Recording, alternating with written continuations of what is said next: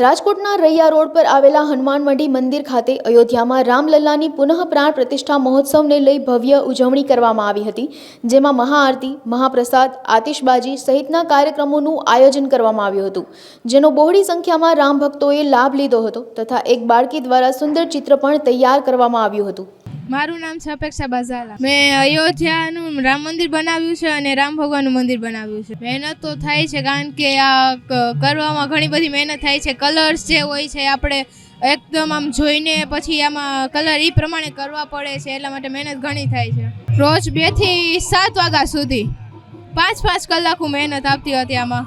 અહીંયા રાજકોટ ખાતે હનુમાન મંડી ચોકમાં હનુમાનજી મંદિર જે 132 વર્ષ જૂનું છે, જે 500 વર્ષ પછી રામ મંદિરનો ચુકાદો આવ્યો અને અત્યારે જે રામ મંદિરની સ્થાપના થઈ રહી છે, એ સ્થાપના નિમિત્તે રામચંદ્ર ભગવાનને વધાવવાનો અહીંયા બધા ભક્તોમાં અનેરો ઉત્સાહ છે અને અહીંયા ખૂબ સરસ આયોજન કરેલું છે। હનુમાન મંડી મંદિર તેમજ મોરલીવાળા ગ્રુપના રઘુભાઈ, સંજયભાઈ તથા સર્વે સેવક ગણોએ આ સુંદર મજાનું આયોજન કરેલું છે અને હવે 8 વાગે મહાઆરતી, જેમ કે 500 વર્ષે જે મંદિર બને છે તો એકી સાથે 500 દીવડા લઈ અને બધા સાથે આરતીમાં સહભાગી થશે, એવું સરસ અને વિરાટ આયોજન કરેલું છે।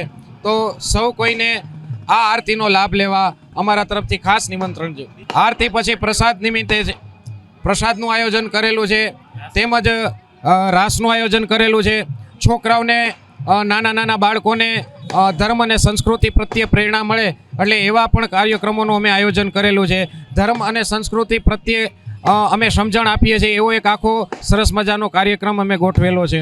મંદિર અને ચોક ખૂબ જ સરસ રીતે શણગારવામાં આવેલો છે, જેમાં સર્વે સેવક ભક્તોનો ખૂબ જ ફાળો છે અને બધાનો ઉત્સાહ એકદમ ચરમસીમા ઉપર છે। તમે જોઈ શકો છો કે બધા એકી અવાજે કહે છે જય જય શ્રી રામ।